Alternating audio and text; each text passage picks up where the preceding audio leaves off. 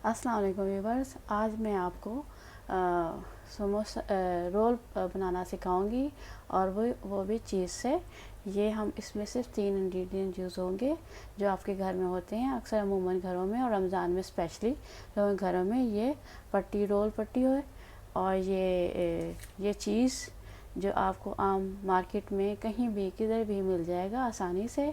और ये मैंने 1 टेबलस्पून मैदा जो है उसको घोल लिया है। इसको ये देखें आप, ये मैदा है, इसको पानी के साथ मैंने घोल लिया है।